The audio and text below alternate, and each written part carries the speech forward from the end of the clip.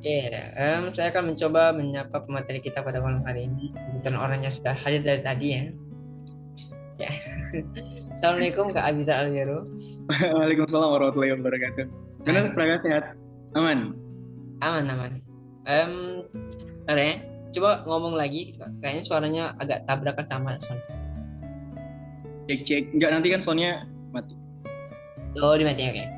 Oke. Gimana Kak Abizar untuk malam hari ini udah siap? Udah siap, insya Allah. Ya, oke. Oke. Mungkin kita buka nanti. Izin untuk buka terlebih dahulu. Oke. Oke teman-teman, karena materi kita udah siap, teman-teman juga pada diperbolehkan untuk menyiapkan diri lagi. Kita coba buka untuk share kita pada malam hari ini dengan mengucapkan lafaz basmalah.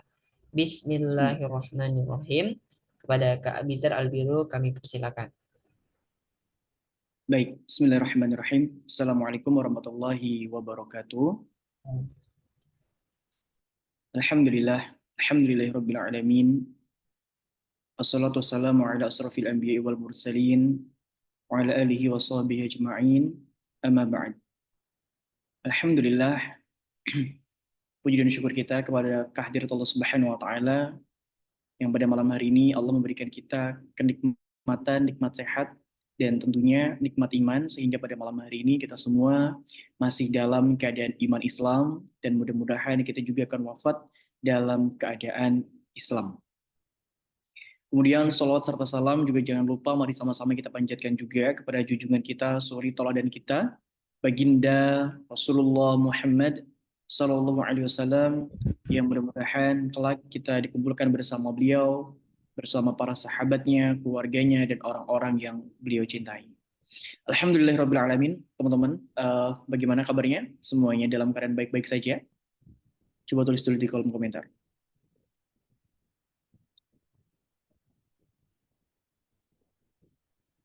Oke,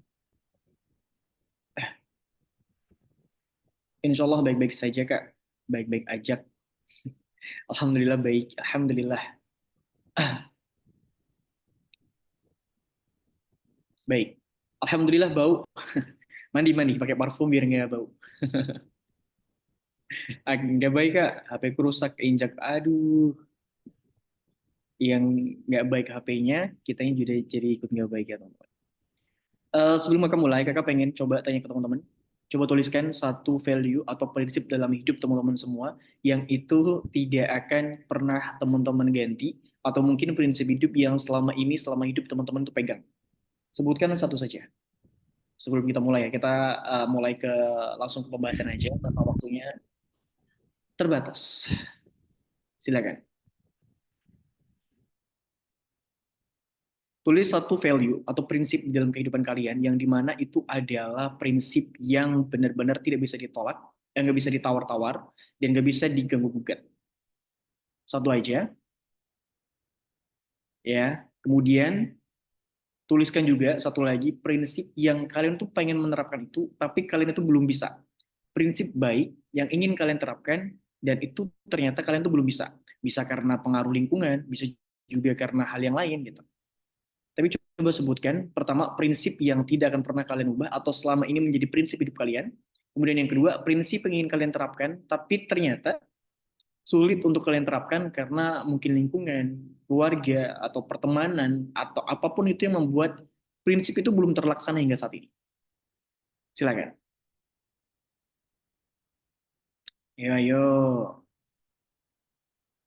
Ditulis, ditulis. Kak, aku pengen bercadar, tapi ternyata masih belum bisa, misalnya begitu. Ataukah aku prinsipnya yang penting Islam sampai mati, tapi untuk bercadar kayaknya aku masih susah, misalnya begitu. Ayo. Aku prinsipnya eh apa namanya yang nggak akan bisa ditawar-tawar. Aku adalah menutup aurat. Tapi untuk tidak pacaran, aku masih susah kak. Misalkan begitu. Ayo tulis coba di kolom komentar. Baru-baru lalu dari suruh mikir aja nih kak. Ya kita pemanasan dulu teman-teman. Tetap jadi perempuan terjaga di tengah kehidupan dunia yang mudah menormalisasi. Oke, prinsipnya tetap menjadi wanita atau perempuan terjaga. Next, apa lagi teman-teman? Bingung ya? Ayo dong, masa nentuin prinsip sendiri bingung? Selalu berbuat baik kepada orang lain, menutup aurat, selalu menggunakan pakaian tertutup, istiqomah dalam ketaatan dan menerima semua keadaan dan situasi. Oke, next. Lanjut apa lagi?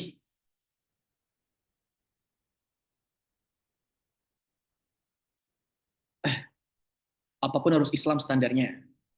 Tetap hidup dengan aturan yang Allah mau aja. Oke, ada lagi?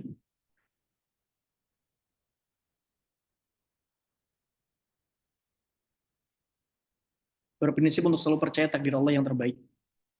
Oke, benci membicarakan atau mendengarkan keburukan dan aib orang lain, tetapi belum bisa untuk mengingatkan sekitar. Istiqomah, terapkan maaf tolong dan terima kasih, percaya Allah, yang susahnya nggak yakin sama diri sendiri. Tetap menjadi perempuan ya Allah mau perempuan yang Allah mau, bukan tren mau. Oke. Apa lagi? Tapi terkadang masih belum terlalu bisa menerima situasi dan kondisi saat ini. Oke, oke.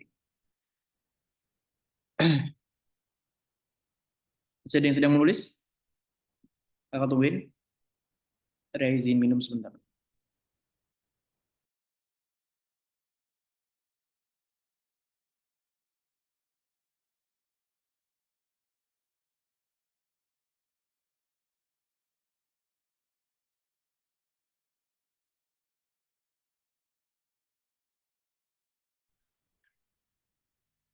Baik, teman-teman semua, aku yakin atau kakak yakin setiap kita yang ada di sini, wait, tetap kokoh dalam hal yang sekarang dikerjakan saat ini. Yang penting masih di jalur syara. Pengen prinsip tetap berdakwah sampai wafat, pengen kokoh di jalan dakwah, tapi hal rintang menghadang ada aja. Kumaha eta kak.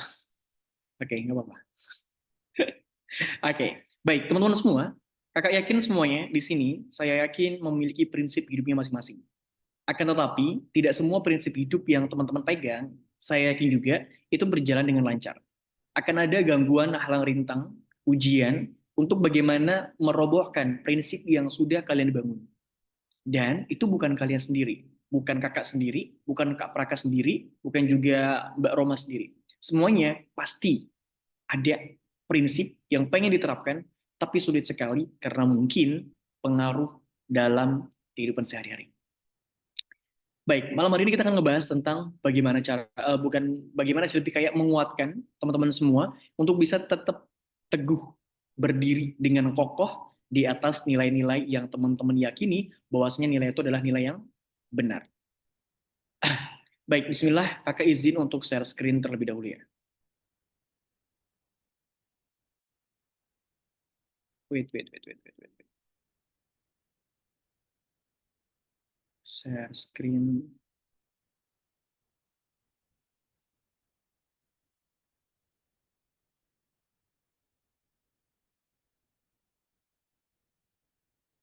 Oke, udah muncul, Yung? Udah. Oke, suaranya tabrakan nggak dengan background di PPT? Coba tes lagi. Cek, one, T1. Oke, ya pintar. Oke, teman-teman semua, malam hari ini kita akan sedikit santai, tapi serius, karena akan ada nilai-nilai yang teman-teman jadikan prinsip juga di dalam materi pada malam hari. Ya, hidup di atas nilai-nilai kehidupan kita. Bertahan hidup dengan nilai-nilai yang kita yakini, meskipun dunia mungkin berkata lain. Maka kakak di awal bilang sama teman-teman semua, bahwasanya setiap kita pasti memiliki prinsip. Ya, pasti memiliki value, memiliki nilai-nilai di dalam kehidupan kita. Kakak meyakini itu. Akan tetapi, ada satu nilai yang itu harus dipegang oleh seluruh umat Islam di dunia. Adalah nilai yang dimana itu nggak bisa digabungkan.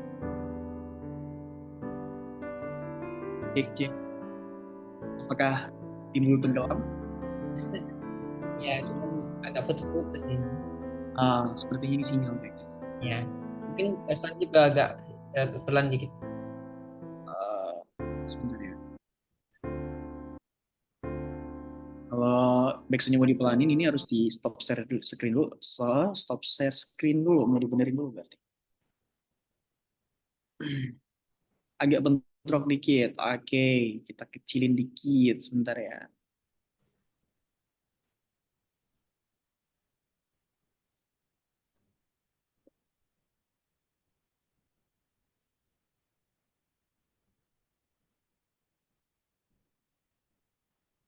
Bentar ya teman-teman. Sebentar, sebentar, sebentar.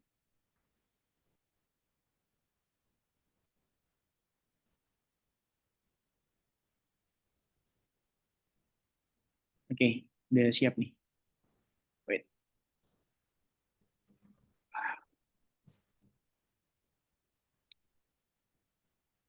Oke, bismillah. Semoga nggak ada gangguan lagi ya. Baik, cek. Harumnya dilepas biar lebih jelas. Baik, teman-teman, seperti apa yang aku sampaikan tadi, bahwasanya setiap kita tentu memiliki prinsip atau nilai-nilai dalam kehidupan kita. Apapun itu. Akan tetapi, sebagai umat Islam, tentu kita harus memegang bukan salah satu, tapi satu nilai yang dimana itu tidak bisa digabungkan, dimana itu nggak bisa diganti-ganti, dimana itu nggak bisa kita pilih-pilih. Itu adalah hidup di atas nilai-nilai yang Allah syariatkan dalam kehidupan kita. Ya, ketika Allah mengatakan bahwasanya kamu diminta untuk menutup aurat, maka tidak ada tawar menawar. Kita harus patuh. Selama kita berakal, kita udah balik, kita harus patuh. Kamu diperintahkan untuk sholat, maka kita harus sholat. Kita diperintahkan untuk tidak mencuri, kita diperintahkan untuk jujur, maka prinsip atau value yang seperti itu adalah sebuah value yang harus kita pegang. Siapapun kita, dimanapun kita tinggal, kapanpun itu, kita harus senantiasa hidup dan berpegang teguh pada value yang dimana itu adalah value yang langsung Allah berikan kepada kita manusia. Ya. Maka ketika kita bertahan dengan nilai-nilai yang kita yakini, maka kita yakin akan banyak sekali ujian, akan banyak sekali cobaan, akan banyak sekali masalah.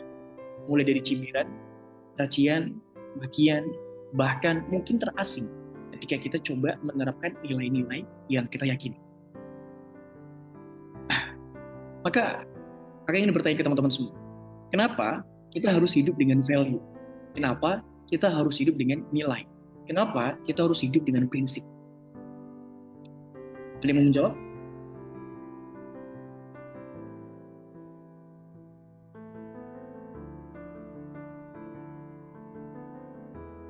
Kenapa?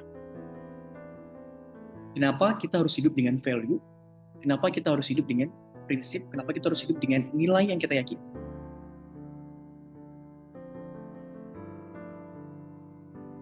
Biar tahu arah hidup mau ngapain aja.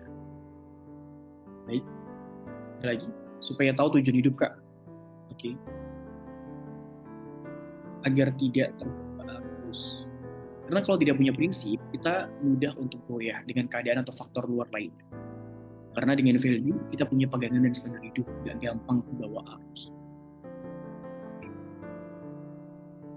Karena kalau tidak ada prinsip, dalam diri kita akan terombang-ambing dengan kemauan orang saja. Nah,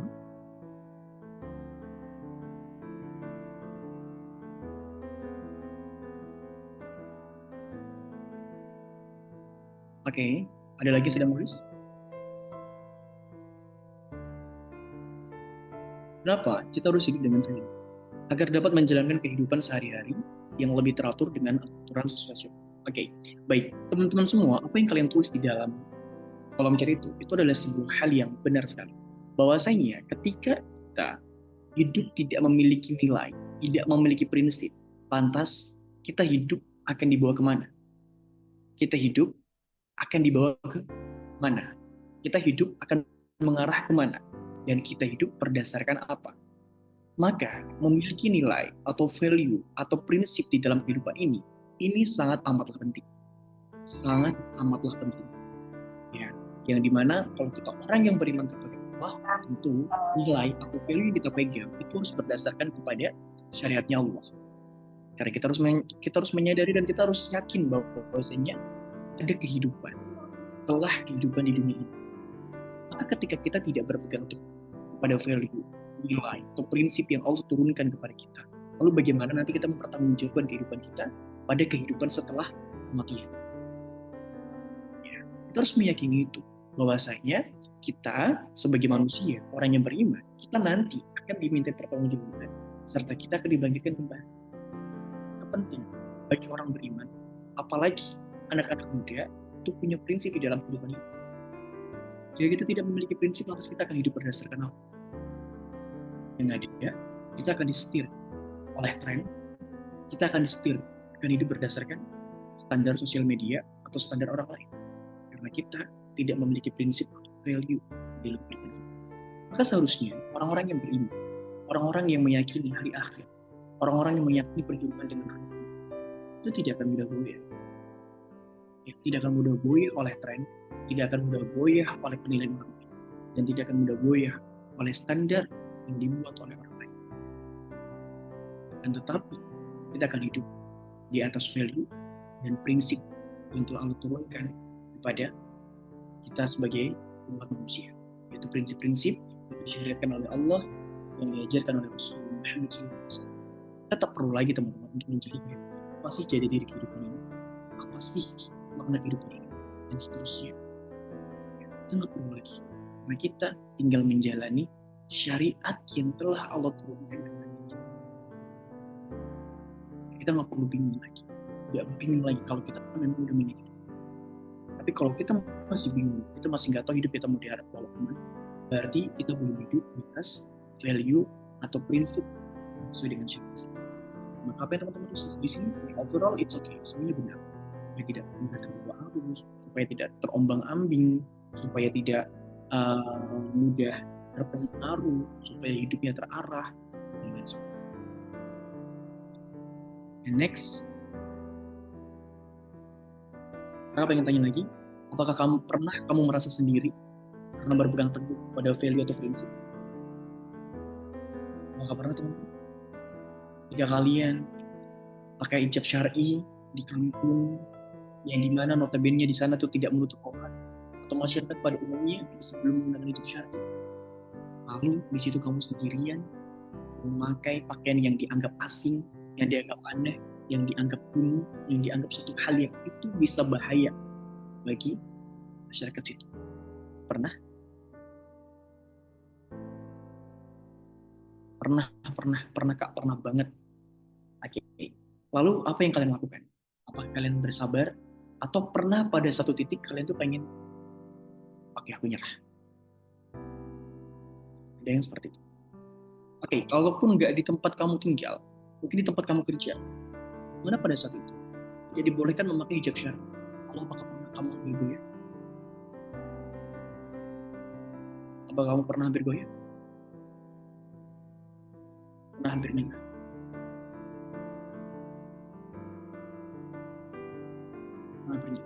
Jadi kita sepakat bahwa hidup harus punya prinsip, harus punya value. Dan katanya, ketika kamu menerapkan value yang kamu yakini itu, apakah kamu pernah mengalami kesulitan, dianggap asing, dianggap aneh, bahkan dikucilkan, bahkan diasingkan? Tetap lakukan apa yang diyakini dan berprinsip, tapi kadang goyah karena Tuhan bilang fanatik agama. Aku tahu, kakak pernah mengalami itu juga. Ada rasa gak enak dalam kita, sedih, terus kemudian takut, asing, merasa kayak pengen menyerah, capek banget, ya kan?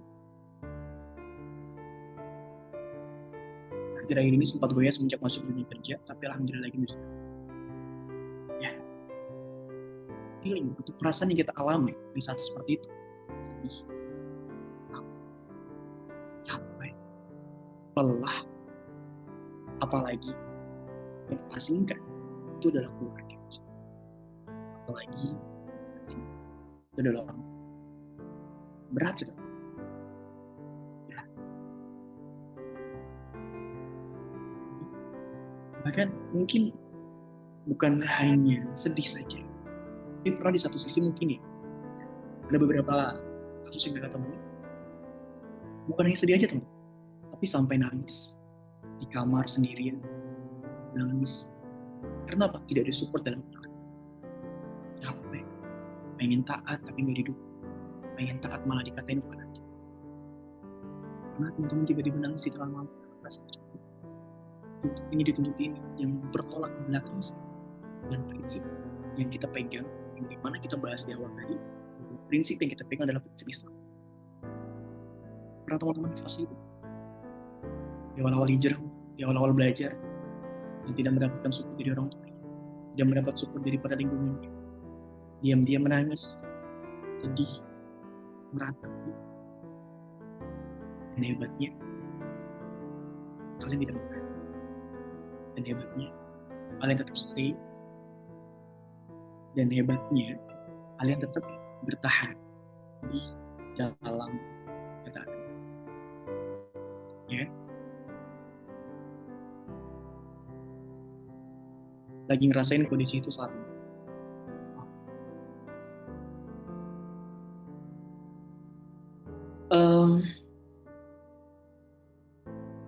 Ketika kita ngerasa seperti itu, teman-teman, ketika kita ngerasa nggak disupport, ketika kita merasa bahwasanya hidup ini begitu sempit dan gak adil, itu bukan hanya dirasakan kita saat ini saja.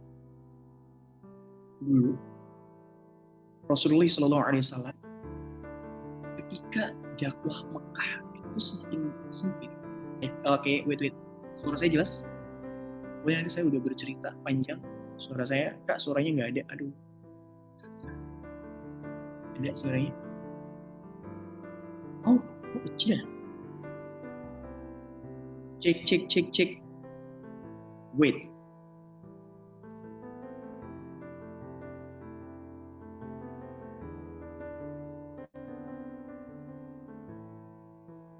Cek.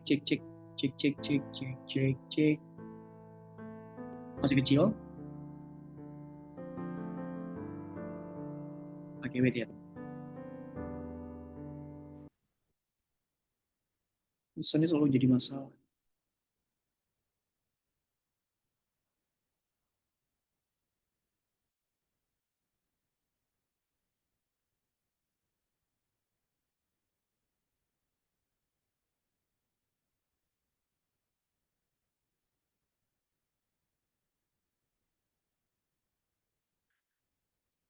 Cek. Better atau belum? Cek. Kalau ini lumayan. Oke, wait. Suara Praka nggak ada. Coba Praka bersuara, ada nggak suara tuh? Maksudnya? Nggak ada. Oke, wait. Oh, Eh, cek. Coba Praka bersuara. oke, tes. Ah, udah lebih bagus belum? Oke. Beginilah kalau share screen pasti sering banget.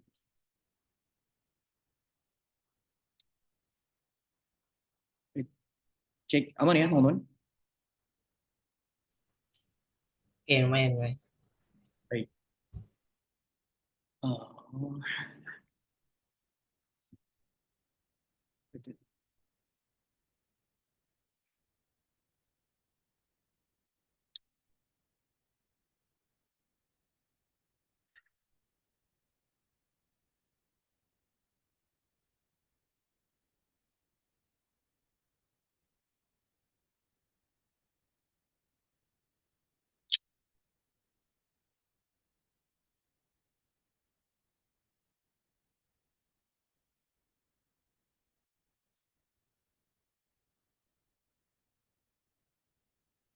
Oke,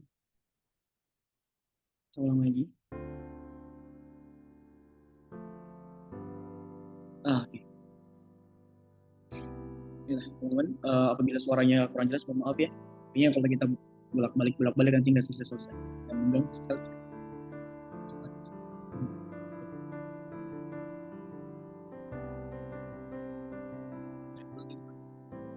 Teman-teman, ketika kalian atau diri kita ya merasa bahwa sehingga kita merasa maka Ini hilang banget gak? oke, Bar.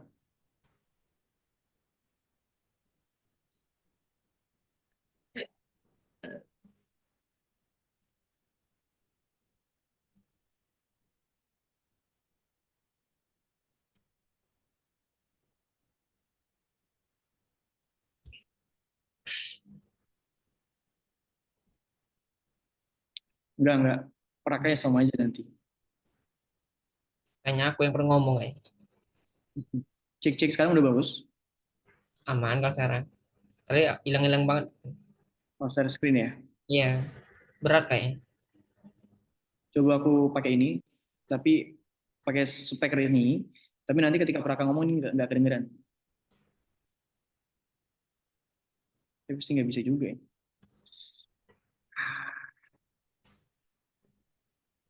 Bentar ya.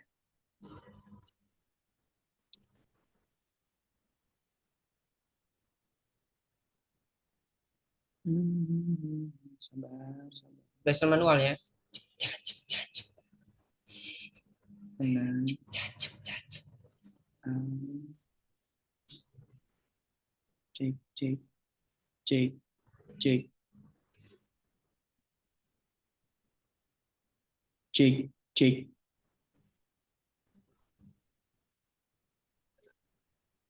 Yes, wait.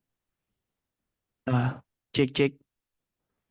Oke, Sekarang better dari tadi tuh belum? oke, kelihatan suaranya. Cek. Ya, Cek. suaranya masih jelas. Udah jelas? Hmm, Oke, outputnya.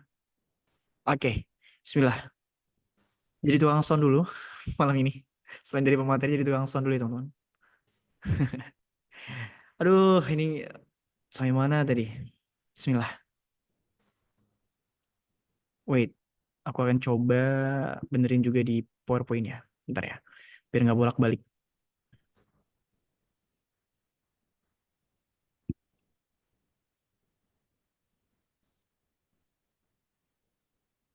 Oke.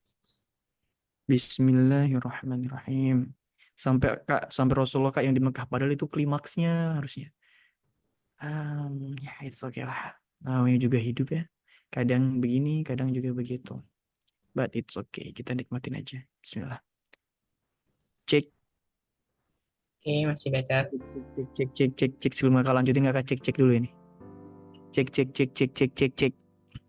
Oke. Bisa aman. Bagus. Aman. Oke. It's okay. Oke. Coba klik sampai sini. Baik, bismillah teman-teman. Ketika diri kita atau kamu itu di fase sulit dalam menerapkan syariat Islam di tengah lingkungan yang kurang mendukung, baik itu lingkungan keluarga, pekerjaan, pertemanan, atau dimanapun itu yang membuat kalian hampir menyerah. Ketahuilah bahwasanya masa-masa seperti itu bukan baru dialami oleh diri kamu saja. Rasulullah ketika pamannya meninggal, ketika istrinya meninggal, kemudian pamannya meninggal dan seterusnya, di tahun kesedihannya Rasulullah itu benar-benar menghadapi fase dakwah yang udah tanda kutip ya sulit sekali, udah mentok. Bahkan dari situlah Rasulullah coba mendakwahi atau berdakwah keluar daripada kota Mekah, baik orang-orang yang dari luar datang ke kota Mekah atau Rasulullah yang dakwah ke Taif pada waktu itu. Karena di situ dakwah di Mekah itu benar-benar sedang sempit sekali. Ya jangan dicoret-coret ya.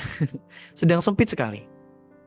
Ya, ketika Rasulullah udah nggak ada yang melindungi lagi, ya bahkan untuk bersuara saja Rasulullah udah sempit di kota Mekah pada waktu itu. Akan tetapi satu hal yang menjadi hikmah, yang saya juga jadikan bahan diskusi dengan guru-guru saya. Kesempitan yang Rasulullah alami di situ, di kota Mekah, adalah salah satu jalan untuk Rasulullah bisa hijrah ke kota Madinah. Kenapa? Karena ketika Rasulullah merasa bahwasanya di Mekah itu udah sempit, kemudian merasa dakwah di kota Mekah ini udah sulit untuk berkembang. Bukan Rasulullahnya yang kurang ya, tidak. Tapi memang dasar masyarakat Mekahnya itu yang susah untuk diomongin gitu ya. Berbeda dengan masyarakat Madinah. Itu ada perbedaan kenapa dakwah Rasulullah di Madinah itu berhasil, di Mekah itu nggak berhasil. Itu ada perbedaan karakter dari penduduknya. But kita nggak bahas ke sana, tapi kita ngebahas bagaimana Rasulullah itu juga pada saat itu benar-benar sulit sekali. Dan itu titik, tanda kutip ya, titik terendah daripada dakwah di kota Mekah. Udah nggak berkembang, Rasulullah hidup sendirian, pamannya udah meninggal, nggak ada yang melindungi lagi, istrinya sudah meninggal. Ya, bahkan Rasulullah nggak dakwah ke Taif, berharap bosnya dakwahnya di sana diterima, tapi apa yang terjadi? Ya, hingga Rasulullah berdakwah begitu ya. Kemudian bertemu dengan orang-orang Ansor. Ya, waktu itu ada suku Aus dan Khazraj yang datang ke kota Mekah. Ada beberapa orang. Kemudian ada Baiat Aqabah 1, Baiat Aqabah 2 dan seterusnya. Sampai nanti Rasulullah hijrah ke Madinah. Tapi sadar gak sih teman-teman? Coba bayangkan ketika misalkan nih, Rasulullah itu dakwah ke Taif, lalu berhasil. Mungkin gak akan ada daulah Madinah. Mungkin adanya daulah Taif, tapi gak seperti itu. Coba bayangkan ketika Rasulullah itu dakwah di kota Mekah itu gak terhimpit, gak merasakan kesulitan pada saat itu. Mungkin gak ada keinginan, atau mungkin agak belum sampai kepada tahap Rasulullah itu dakwah kepada orang di luar Mekah, karena mungkin merasa nyaman di Mekah. Ya. Teman-teman, terkadang titik terendah suatu fase kehidupan itu adalah titik tolak untuk kita bisa lebih baik lagi atau mencapai satu hal yang lebih lagi daripada saat ini. Bisa saja atau bisa jadi kesulitan yang kita alami saat ini dalam menjalankan syariat Islam itu adalah langkah awal untuk kita menjadi pribadi yang lebih baik lagi. Kalau misalkan teman-teman misalkan ya, dalam sebuah circle pertemanan, kalian udah nggak dianggap lagi, kalian dianggap kayak ustazah, kalian dianggap nggak keren lagi, nggak ikutin tren lagi, mungkin itu adalah cara Allah untuk mengganti circle pertemanan kamu yang negatif ke circle pertemanan kamu yang lebih positif. Karena ketika kamu tidak diuji di circle itu, mungkin kamu tidak akan pindah dari circle yang negatif tadi. Dan bisa saja next time kamu akan terbawa arus oleh circle yang saat itu kamu ada di situ. Maka bisa saja ketika saat ini kita mengalami kesulitan, sebagaimana dulu Rasulullah mengalami kesulitan, ini adalah langkah awal kita untuk bisa berpindah ke sebuah situasi yang dimana itu jauh lebih baik lagi daripada situasi-situasi sebelumnya. Maka jangan menyerah. Tetap bertahan pada prinsip kebaikan atau prinsip-prinsip Islam yang kita yakini. Sesulit apapun itu, seberat apapun itu, akan ada ujungnya. Akan ada akhirnya. Tetap bertahan. Ketika semua manusia di bumi ini hendak menjatuhkan dan menggerogoti atau merobohkan prinsip yang kamu pegang, maka percaya deh, hanya manusia seluruh bumi ini ada bersama kamu. Ada bersama kamu untuk menguatkan kamu. Maka jangan pernah berpikiran bahwasanya, aku dibenci oleh semua orang. Walaupun semua orang membenci kamu, selama Allah berada di sisi kamu, mereka gak akan bisa mengapa-ngapakan kamu. Kamu gak bisa diapa-apakan oleh mereka. Ya. Jadi, satu hal harus teman-teman ingat. Apa yang saat ini kita alami, itu kondisinya juga sama seperti yang apa yang Rasulullah alami dulu. Dan, ya, tetap bertahan. Karena bisa saja titik terendah kamu dalam menjalankan prinsip ini atau syariat ini, baik itu menutup aurat, baik itu gak mau riba, atau apapun itu adalah cara Allah untuk membentuk kamu agar kamu menemukan situasi atau kondisi yang lebih baik lagi daripada saat ini. Dan jangan pernah menyerah. Ketika semua manusia mungkin ingin menjatuhkan kamu, tapi Allah ada di samping kamu untuk membantu kamu untuk terus berdiri. Ya. Bagaimana Allah juga berfirman dalam Quran surat Al-Baqarah ya kalau nggak salah. Al-Ahqaf ayat 13. Sesungguhnya orang-orang yang mengatakan Tuhan kami adalah Allah, kemudian mereka teguh, maka tidak ada kekhawatiran bagi mereka. Teman-teman, ketika kita mengatakan Allah adalah Tuhan aku dan Rasulullah Muhammad adalah Rasulku, maka sebetulnya ketika teman-teman mengucapkan itu dengan penuh keyakinan, ingat ya, dengan penuh keyakinan, dengan penuh keberanian, kejelasan dalam hati kita, Tuhan kami adalah Allah, maka udah cukup. Semua hal-hal yang mendistraksi pada prinsip-prinsip kebaikan kita. Semua hal yang membuat kita goyah dalam ketaatan, itu tidak akan berpengaruh apapun dalam kehidupan kita. Karena apa? Tuhan kita adalah Allah. Tuhan kita bukan manusia. Tuhan kita bukan standar sosial media. Kalau kita mengatakan Tuhan kita Allah, tapi kita masih saja suka goyah. Ketika ada orang yang, kamu kok kayak ibu-ibu sih? Kayak ibu-ibu pengajian? Kok kayak ibu-ibu udah tua? Dan kita goyah di situ. Perlu dicek lagi keimanan kita. Kita benar-benar beriman gak sih sama Allah? Atau kita beriman kepada manusia? Karena terkadang kesyirikan kecil-kecil itu bisa muncul dalam hati kita. Contohnya, ketika kita udah tahu bahwasanya bekerja di satu tempat itu adalah riba, dan kita nggak boleh untuk kerja di situ. Lalu karena kita takut nggak dapat uang, takut gajinya kecil, takut ini dan itu, akhirnya kita tetap kerja di situ dan kita mengabaikan aturannya Allah. Maka bisa saja dalam kitab para ulama ketika seperti itu kita bisa ada syirik kecil. Kenapa? Karena kita menduakan aturan, kita menduakan ketaatan. Maka hati-hati. Tapi kalau teman-teman sudah mengatakan Tuhan kami adalah Allah, kelar, habis semuanya harusnya. Kemudian kita teguh, maka insya Allah tidak akan ada kekhawatiran bagi diri kita. Tuhan kami adalah Allah. Maka ketika ada satu hal yang melanggar atau satu hal yang bertentangan dengan prinsip kita dan prinsipnya Allah, maka katakan Tuhan aku adalah Allah. Tuhan aku adalah Allah. Ketika teman-teman tinggal di satu situasi dan kondisi yang kayaknya berat banget untuk taat, berat banget untuk menutup aurat, banyak cibiran, cacian, makian, ingat, bilang sama diri kita, Tuhanku adalah Allah, Rasulku adalah Muhammad. Bukan mereka, bukan pekerjaanku, bukan dunia, tapi Tuhanku adalah Allah. Teman-teman, kita meyakini bahwasanya Allah itu Maha Penyayang. Kita meyakini sekali Allah itu Maha Pengasih. Aku sangat yakin Allah tidak akan pernah menelantarkan hambanya yang berpegang teguh pada syariatnya Allah. Allah tidak akan mungkin membiarkan hambanya berjalan sendiri di muka bumi, ya, ketika dirinya berpegang teguh pada syariatnya Allah. Ketika orang-orang kafir, orang-orang musyrik, orang-orang munafik, orang-orang fasik, mereka saja masih diberikan pertolongan sama Allah. Lantas apa yang membuat kita ragu? Bahwasanya ketika kita berdiri kokoh, teguh di atas syariatnya Allah, apa yang membuat kita ragu kalau kita bakal ditolong oleh Allah Subhanahu wa taala? Tuhan kita adalah Allah. Bukan mereka manusia, bukan bos-bos kita, bukan pekerjaan kita, bukan dunia.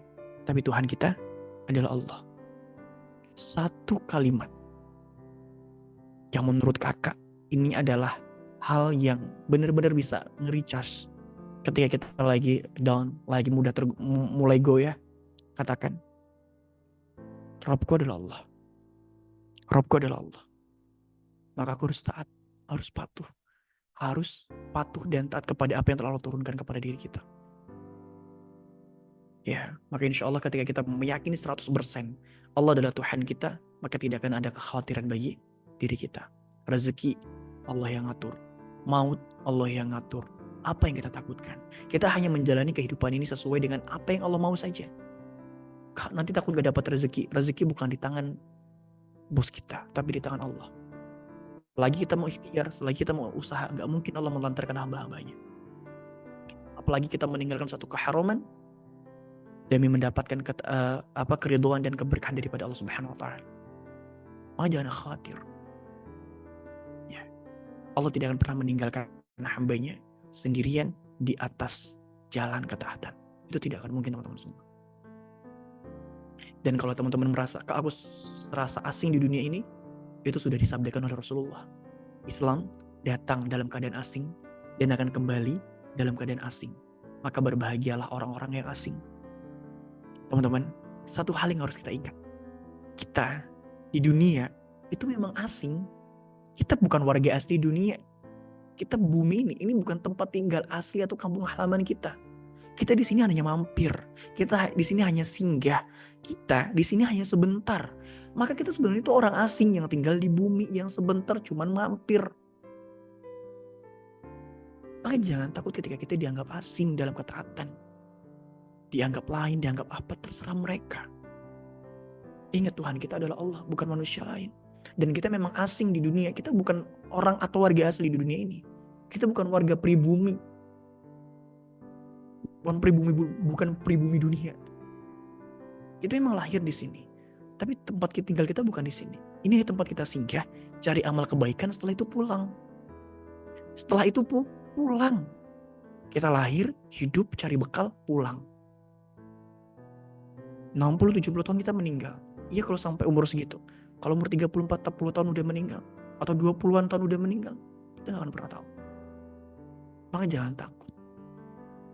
Ya kita asing di dunia, asing di lingkungan yang mungkin berbeda dengan kita.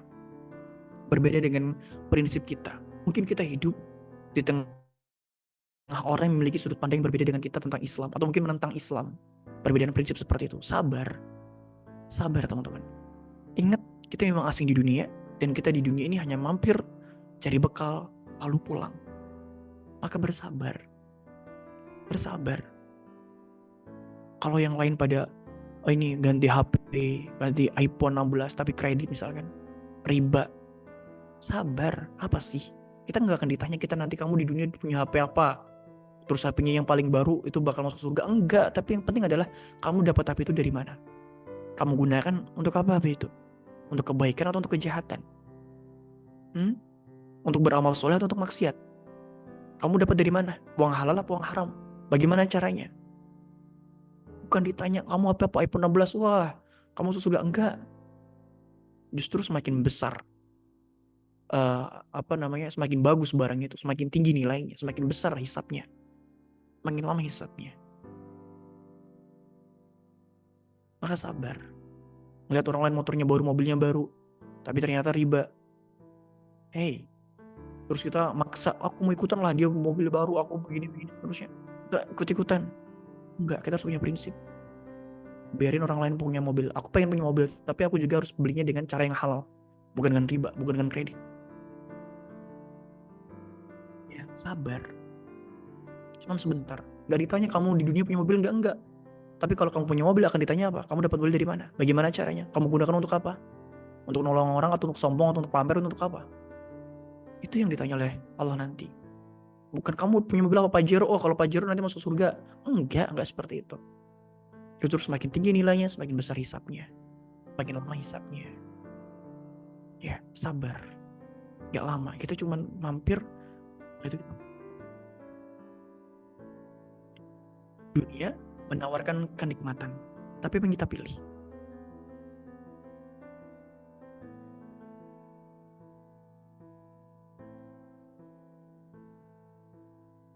Ya, dunia menawarkan segala kenikmatan, tapi apa yang kita pilih? Banyak kenikmatan dunia, tapi semu, tapi sementara, tapi nikmat yang menipu. Teman-teman, gimana ya? Kakak ingin mengingatkan kalian bahwasanya kita hidup itu hanya untuk sholat dan ibadah. Jadi apapun aktivitas kita, kerja, main, jalan-jalan, dakwah, itu adalah aktivitas tambahan untuk mencari pahala. Aktivitas tambahan untuk mencari pahala dan nunggu waktu sholat. Jangan kebalik, ngejar dunianya mati-matian, tapi sholatnya, dakwahnya, itu malah empot-empotan. Salah banget. Banyak yang ditawarkan oleh dunia, jabatan, harta, tapi percaya kenikmatan itu semu. Kamu lihat, wah itu enaknya punya jabatan begini, ayahnya ini seterusnya. Percaya sama aku, percaya sama kakak, dia juga pusing. Apalagi mohon maaf ya, hartanya dari korupsi, dia sangat pusing. Gak akan ada ketenangan dalam dirinya. Wah aku punya ini seterusnya. Dia kerja pagi sampai sore dan sampai malam, sampai pagi lagi, kemudian masih korupsi dan masih banyak hal melakukan keharaman. Nanti yang senang siapa? Anaknya yang pakai hartanya, istrinya. Dia jarang pulang, dia kerja terus. Apa yang dirasakan? Bahkan petani yang di kampung pulang dari ladang ke rumah, makanan udah ada, ngobrol sama anak sama istri, hidup tenang, gak ada hutang, gak dikejar-kejar. Percaya sama kakak, orang-orang yang ngejar jabatan itu gak ada ketenangan. Yang mereka kejar tuh apa sih? Validasi. Wah punya jabatan ya, wah punya rumah banyak ya, wah punya mobil mewah ya, wah orang kaya ya. Tanya deh, tenang gak? Enggak, belum tentu. Enggak semuanya. Kecuali memang dia mencari harta dengan halal, dia gunakan untuk hal-hal baik, kakak yakin dia bisa mendapatkan ketenangan. Tapi kalau dia cari dengan cara yang haram, percaya sama kakak, dia akan ada ketenangan dalam hidupnya. Kekhawatiran, ketakutan. Kekhawatiran, ketakutan. Enak tapi nanti kalau misalkan jadi orang kaya tuh healingnya keluar negeri. Ya, sehari, 2 hari, 3 hari, 4 hari, 5 hari, 7 hari, sebulan paling. 2 bulan, pulang ke hidup, pusing lagi. Gak akan tenang lagi. Ketenangan itu bukan berdasarkan di mana kita tinggal, tapi berdasarkan bagaimana kondisi dan situasi hati kita. Bagaimana hati kita bergantungnya kepada Allah. Bagaimana hati kita itu hubungannya dengan Allah. Itu ketenangan di situ. Bukan pada fisiknya. Harta itu fisik, mobil itu fisik, rumah mewah itu fisik. Semuanya fisik. Dan ketenangan bukan terletak pada fisik, tapi terletak pada apa? Ada di hati. Dan hati akan tertahu dengan Allah apabila hati kita bersih. Bukan dengan hati yang kotor, caci maki orang, fitnah orang, makan korupsi. Enggak. Ya seperti itu. Banyak sekali kenikmatan di dunia ini tapi semu. Kita tinggal pilih mau mengejar kenikmatan yang hakiki, yang kekal abadi. Pilih mana? Kalau pilih akhirat, konsekuensinya teman-teman akan terasing. Kakak yakin. Karena zaman saat ini riba, kredit itu tuh seperti udah kayak biasa aja. Bahkan aneh gitu. Kalau orang gak kredit tuh aneh. Kalau orang gak punya cicilan tuh aneh zaman sekarang. Ya, teman-teman tinggal pilih. Ingin mengikuti standar dunia, mencari validasi dunia dengan kenikmatan-kenikmatan yang semuanya, atau teman-teman tetap teguh berdiri di atas value, prinsip, nilai-nilai Islam yang konsekuensinya mungkin akan sedikit berat di dunia, tapi akan banyak mendapatkan kenikmatan di akhirat.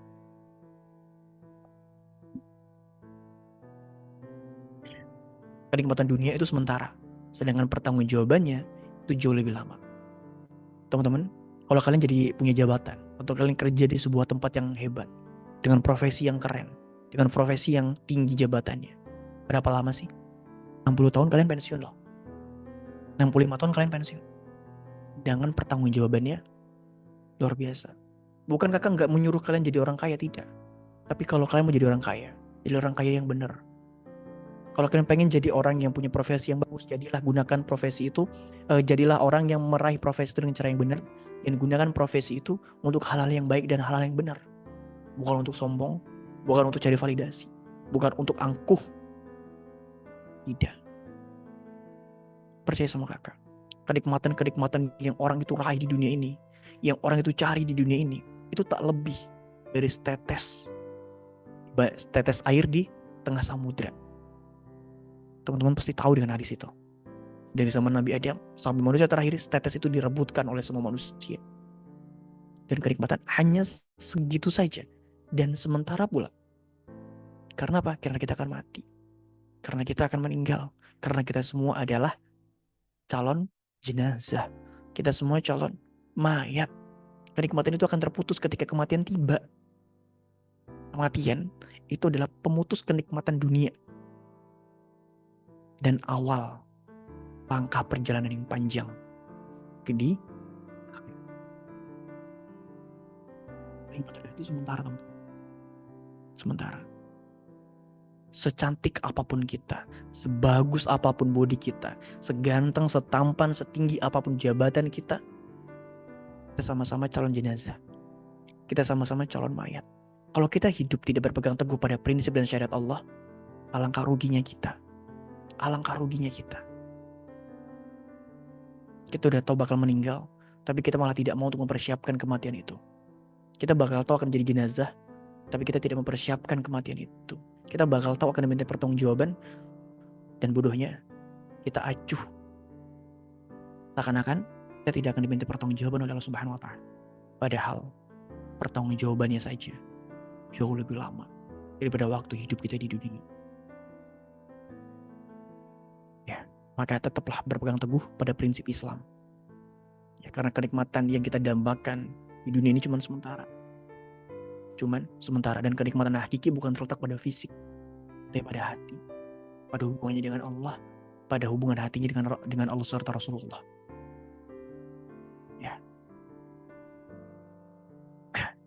Jadilah seperti pohon yang teguh di tengah badai, yang apabila diombang-ambingkan, banyak sekali cobaan, banyak sekali ujian, banyak sekali angin yang deras menghantam, tapi tetap kokoh, berdiri di atas nilai dan prinsip dalam kehidupannya. Berat menahan goncangan angin yang datang dari timur, dari barat. Semakin tinggi pohon, semakin berat guncangan, semakin deras angin yang menghantam. Tapi tetaplah menjadi kokoh. Karena cuma sebentar, dan kita nanti akan pulang. Kesulitan dalam mempertahankan nilai itu berat. Tapi Allah menjanjikan pahala yang besar bagi orang yang sabar dan istiqomah. Memang sulit, gak ada yang bilang mudah. Mempertahankan nilai itu berat. Tapi Allah itu bukan yang zalim ya teman-teman. Allah itu bukan Tuhan yang zalim. Allah itu maha adil. Maka semakin sulit, semakin berat, insya Allah semakin besar pahala yang Allah berikan kepada kita yang bersabar dan senantiasa berusaha untuk istiqomah. Jangan khawatir ketika kita dijanjikan gaji sekian, dijanjikan dikasih uang sekian juta. Maka ingat, pahala Allah dan kebaikan di sisi Allah itu jauh lebih besar daripada apa yang aku raih di dunia ini, apalagi dengan cara yang haram. Teman-teman harus ingat itu. Allah menjanjikan pahala yang besar bagi orang yang sabar dan istiqomah. Setiap langkah yang kita ambil dalam mempertahankan kebenaran ini, insya Allah akan menjadi amal soleh yang mengarah pada kebahagiaan dunia dan akhirat. Jangan khawatir teman-teman. Jangan khawatir. Setiap langkah, setiap detik kebaikan yang kita kerjakan, semuanya insya Allah akan menjadi amal soleh yang mengarah pada kebahagiaan dunia serta akhirat. Ingat ya, satu prinsip hidup yang juga agak pegang, dan mungkin ini juga bisa teman-teman pegang, bahwasanya kehidupan itu bukan hanya di dunia, bukan hanya ada di dunia, tapi kehidupan itu juga ada di akhirat. Dan itu jauh lebih utama, jauh lebih dahsyat, jauh lebih besar, jauh lebih lama daripada kehidupan kita di dunia. Jadi jangan khawatir, semuanya dinilai oleh Allah, semuanya diganjar dengan kebaikan oleh Allah Subhanahu wa Ta'ala, diganjar oleh pahala. Memang sulit, tapi juga besar pahala yang Allah berikan kepada diri kita. Capek, istirahat, jangan berhenti. Ya, gak capek, istirahat, duduk dulu, rehat dulu. Nanti kalau udah lanjut lagi, tapi jangan sampai stop dan gak mau lanjut lagi. Istirahat dulu. Ya, hidup adalah perjalanan teman-teman, dari Allah untuk Allah. Dari kita mati dan akan mati kembali. Ya. Sabar, semua akan ada waktunya. Akan ada waktu yang bahagia. Belum di dunia, nanti insya Allah di akhirat. Jangan haus validasi manusia. Jangan haus mendapatkan pujian, jabatan ataupun enggak.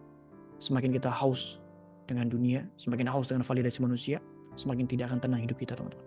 Percaya sama kakak. Tapi kalau kita fokus aja ngejar ridho Allah, mau dunia hancur apapun itu, selama Allah masih ada di dalam hati kita, it's okay. Semuanya akan baik-baik saja. Dan terakhir, sebelum kakak tutup, ada sedikit pesan dari Hike Indonesia untuk teman-teman semua. Bertahanlah di jalan kebaikan, karena kemenangan sejati hanya milik mereka yang istiqomah, dan tempat peristirahatan yang hakiki adalah ketika menginjakan kaki di surga. Kemenangan bukan milik mereka yang punya jabatan, bukan milik mereka yang buka aurat, bukan milik mereka yang jahat, bukan milik mereka yang korup, bukan milik mereka yang punya semuanya, itu enggak. Tapi kemenangan hanya milik mereka yang istiqomah dan wafat dalam keadaan husnul khotimah. Dan tempat peristirahatan bukan di Bali, bukan di puncak, bukan di villa, bukan di apa, enggak. Tapi peristirahatan yang hakiki adalah ketika kita berhasil dan lolos, lalu kita menginjakan kaki kita di surganya Allah Subhanahu wa Ta'ala. Teman-teman, perjalanan kita masih panjang sekali. Kita harus hidup lebih lama lagi, kemudian kita meninggal, kemudian nanti kita ditimbang, kemudian nanti ada menjalani berbagai macam proses, ya.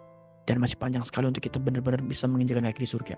Tapi kuncinya, sepanjang perjalanan itu, insya Allah akan baik-baik saja selama kita hidup di dunia ini juga hidup di atas prinsip-prinsip kebaikan, kebenaran yang didasarkan pada syariat Islam. Ingat, hidup bukan hanya di dunia saja, tapi kita meyakini ada kehidupan setelah kematian, yaitu di akhirat.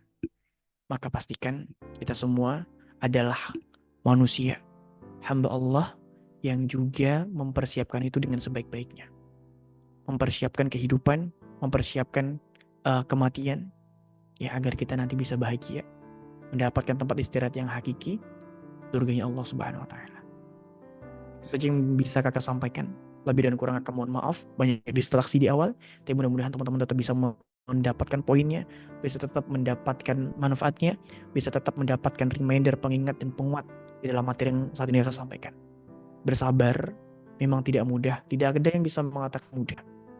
Ya, akan tetapi tidak mudah bukan berarti kita tidak mampu untuk melewati itu. Sabar, waktu kita terbatas, di dunia ini kita terbatas, nggak selama-lamanya. Dan ada kehidupan yang jauh lebih lama yang akan kita tempuh nanti.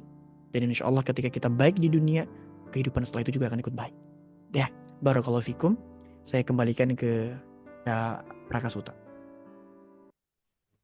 Oke, terima kasih Kak Abizar Abiru atas materi yang telah disampaikan. Oke teman-teman, mungkin selanjutnya kita langsung ke sesi tanya jawab. Buat teman-teman yang dikira pengen menanyakan sesuatu dari apa yang telah disampaikan oleh Kak Abizar tadi, boleh. Sekarang kita buka sesi tanya jawab. Buat teman-teman yang ingin bertanya secara langsung, boleh raise hand. Ataupun nanti kalau nggak mau raise hand, mau bertanya di kolom komentar juga boleh. Ini coba kami bacain.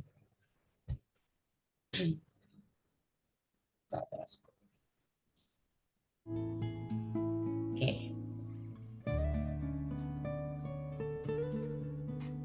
Kak, bahas qadar dan free will dong, aduh panjang. Itu aja kalau ngaji bisa berminggu-minggu itu bahas itu.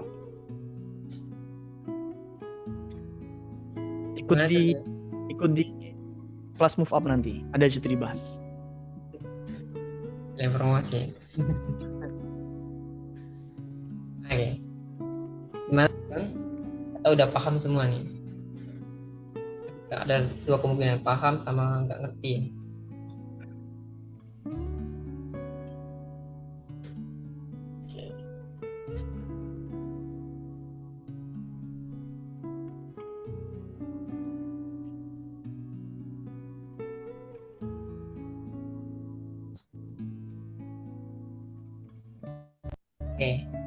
Oke, ada Mbak Jihan yang ingin bertanya secara langsung. Oke, boleh Mbak Jihan. Oke.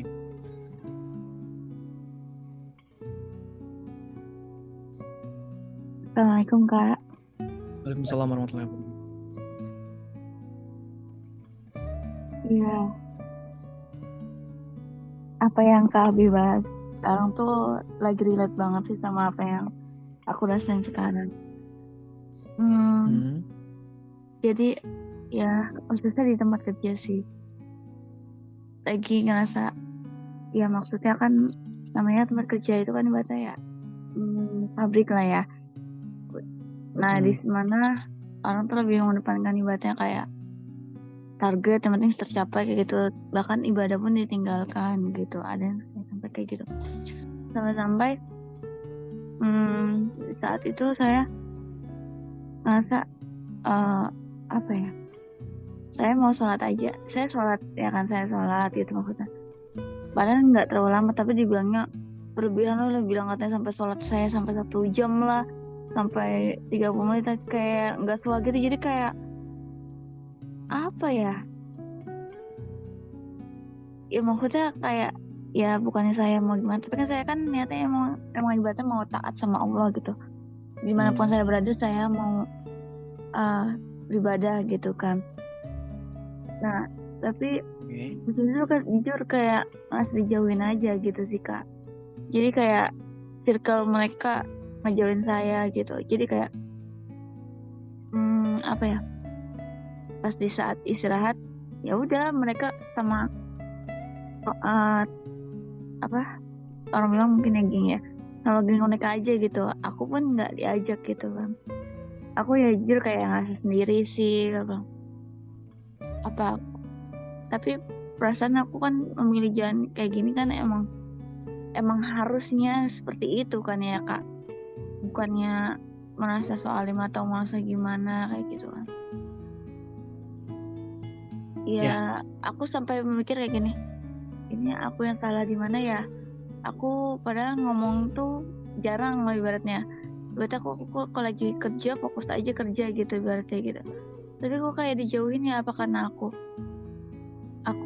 sholat yang bilangnya katanya terlalu lama, bilangnya atau karena posisinya lagi kayak orang-orang gitu, jadi kayak aku nggak boleh terlalu lama kayak gitu.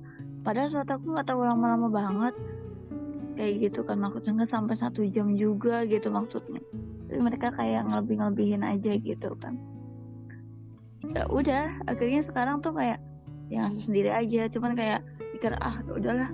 Sekarang kayak prinsip udahlah, mau temenan ya silahkan, nggak mau temenan ya udah gitu. Ibaratnya ini udah prinsip aku gitu, gimana aku nggak bakal ninggalin gitu ibaratnya. Ibadah yang aku jalanin ya tetap harus jalan gimana pun caranya gitu. Ya meskipun emang kadang harus ditunda sholatnya gitu, maksudnya kayak nggak di waktu di saat itu, karena kan kalau misalnya kayak gitu nanti saya malah makin diituin lagi, sangkanya saya terlalu egois sendiri kayak gitu, mungkin kan sendiri gitu kan.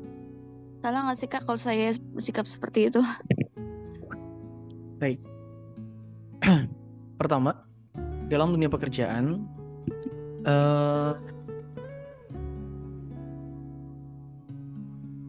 ketika kita memang memiliki prinsip yang berbeda ya, tanda kutip berbeda dengan lingkungan yang memang mereka memiliki persepsi yang berbeda tentang Islam, atau mungkin mereka malah orang-orang yang menentang dengan syariat Islam, tentu itu akan menghasilkan sebuah pergesekan seperti itu, pertentangan dan lain sebagainya.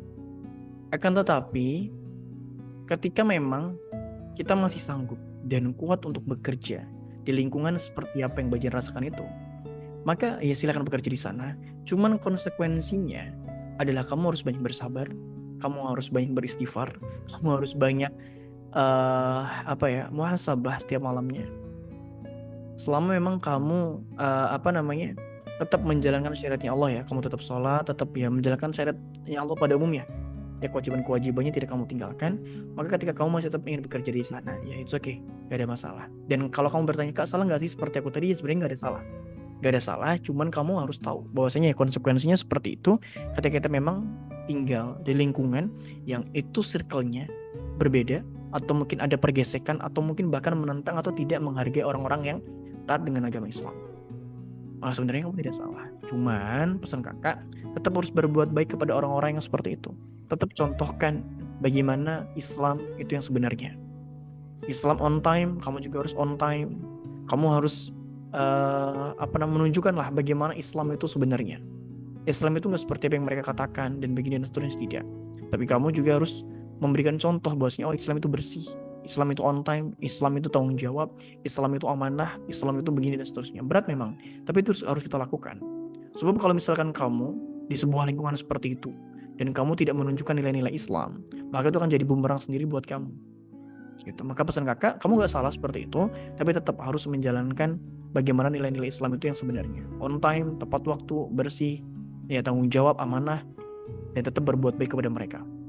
Ya siapa tahu dengan cara seperti itu adalah cara Allah untuk memberikan hidayah ke dalam hati mereka.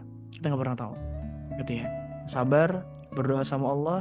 Mudah-mudahan nanti next time, mungkin belum saat ini, Bajian juga ditempatkan di tempat kerja yang jauh lebih sportif lagi, yang jauh lebih baik, dan sama-sama bisa mendukung dalam ketaatan.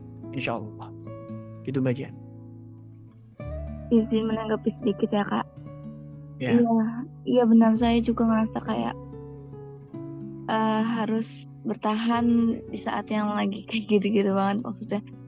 Iya sekarang sebenarnya pengen banget sebenarnya resign, tapi satu sisi ya kan jujur emang mungkin kayak sekarang tuh ngerasa kayak nyari kerja tuh susah ya kayak. Jadi kayak ya udah kalau misalnya saya berhenti atau resign langsung gitu tanpa ada yang kerjaan yang udah pasti, itu nanti yang ada setiap bulannya nggak ada pemasukan kayak gitu kan, kayak mikir pagi kan ibaratnya kerja ini kan membuat demi keberlangsungan hidup bukan saya doang tapi keluarga juga gitu. Jadi kayak saya berusaha untuk kuat aja gitu Kak, berkuat. Meskipun emang kadang merasa kok disinisin kayak gitu ya. Emang aku salah apa gitu, aku ngomong yang macam-macam aja enggak, bahkan di ngomongin orang pun, ngomongin orang aku nggak ngikut-ngikut sih, maksudnya nggak ngikut ngomongin kayak gitu, karena aku diam aja, udah diam aja, aku nggak mau ikut dosa lah gitu, ngapain aku diam aja, aku akhirnya diam aja gitu kan. Tapi kayak dijauhin, padahal aku apa yang salah sama aku gitu kan ya. Kadang kayak mikir kayak apa ya, ya iya nggak usah sendiri kayak gitu kan. Ya agak sedih aja sih ya, maksudnya kayak nggak biasanya sampai kayak gini-gini banget gitu. Gak aku Maka bisa untuk kuat. maka kalau kita belajar tentang dakwah ya, dakwah dengan orang-orang seperti itu nggak bisa langsung saklek misalkan. Misalkan Bajian pengen, ini kalau misalkan Bajian ada opsi kedua, pengen coba membaur kepada mereka, itu bisa-bisa aja sebenarnya. Orang-orang yang seperti itu jangan kita jadikan musuh. Kalau Bajian ingin tetap di situ, jangan dijadikan musuh, tapi juga jangan dijadikan teman yang dekat sekali. Jadi kayak, oke, tetap berteman. Sekali-kali kita ajak mereka makan, sekali-kali mungkin kita bawain makanan, sekali-kali kita baikin aja. Nanti mereka nggak enak sendiri kok ujung-ujungnya. Gitu. Jadi orang-orang yang kayak gitu itu nggak bisa kita musuh. Semakin kita musuhi, semakin pertentangan itu kan ada. Tapi semakin kita rendah, kita ajak mereka makan, bawain makanan, ya baik-baik aja. Maka insya Allah akan naik, lambat laun mereka akan luluh dengan perbuatan kita, dan mungkin bisa juga next time-nya dia akan support kamu atau bahkan ngikut dengan apa yang kamu lakukan. Jadi jangan langsung dia ngejauh gitu ya, terus kita musuh, terus kita ikut sinis. Enggak.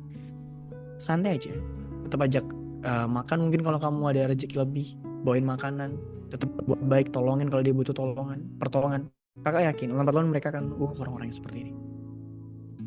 Tapi kalau kamu tetap bertentangan, terus kamu tidak memiliki karakter dan prinsip yang kuat, ya kamu akan malah makin jadi beban, berat malah jadinya. Kalau saya pribadi sih ya Kak, saya tuh orangnya nggak mau musuh sama orang ya, nggak mau juga ibaratnya kayak ngedendam atau benci sama orang, itu kayak hati tuh kayak ngeganjel gitu kalau nggak mau kayak ada rasa yang ngeganjel sendiri, padahal dia yang orang yang berbuat salah, tapi kayak ngerasa kayak nggak tenang aja hati kalau misalnya kayak kesel atau benci sama orang kayak gitu, nggak bisa lama-lama kayak gitu. Jadi kayak ya udahlah, aku terima aja sikap mereka kayak gitu, maksudnya kayak ya udah, aku semoga aja Allah berikan mereka hidayah gitu maksudnya.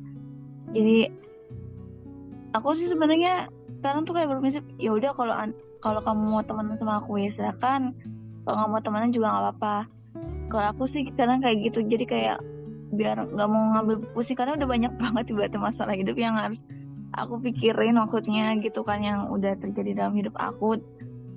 Masa gara-gara masalah ini aja aku langsung kayak nyerah gitu kan. Bisa untuk nguatin diri sendiri aja sih, kayak minder terus itu, banyak yang istighfar lagi kerjanya. Betul, itu sih kalau saran kakak kayak tadi ya, tetap tunjukkan nilai-nilai Islamnya, kemudian jangan dijadikan musuh, tetap berbuat baik, dan mudah-mudahan dengan akhlak kita yang baik kepada mereka itu bisa jadi hidayah buat diri mereka untuk bisa juga ikut sholat, ikut kajian dan lain sebagainya, insya Allah. Itu ya.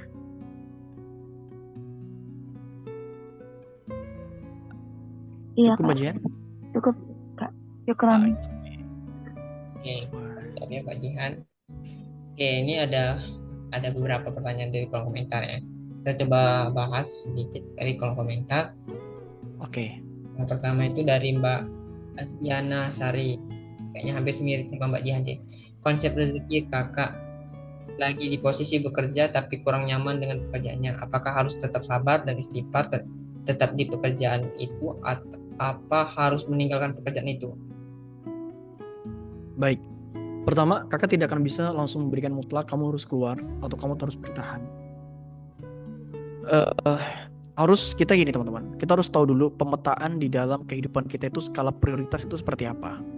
Ketika kamu memang keluar dari tempat kerja itu, apa resikonya? Bagaimana kehidupan kamu, bagaimana kehidupan keluarga kamu?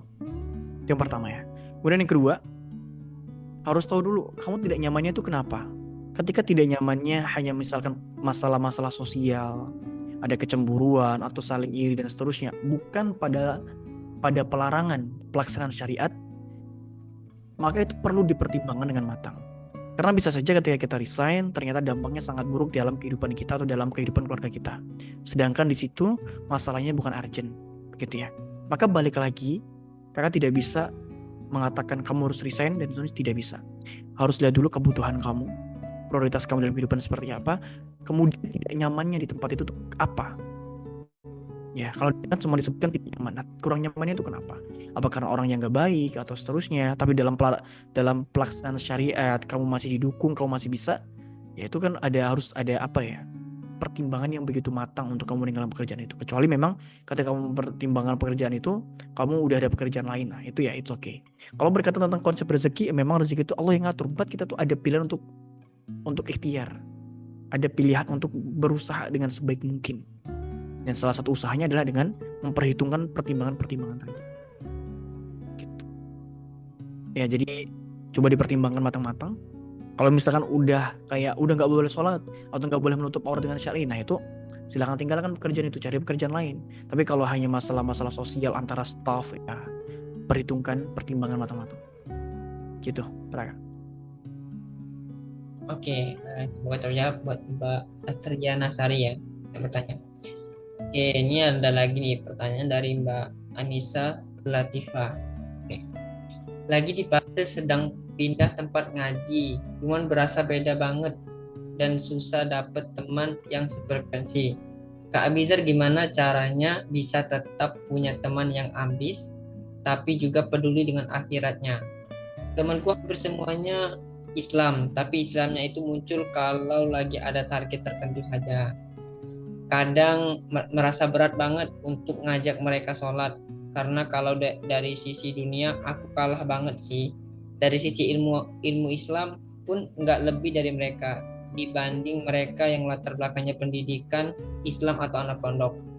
Kak Abizar pernah nggak sih mengalami struggle gini, dan bagaimana kakak bisa move dan ngejangkau orang-orang yang sefrekuensi?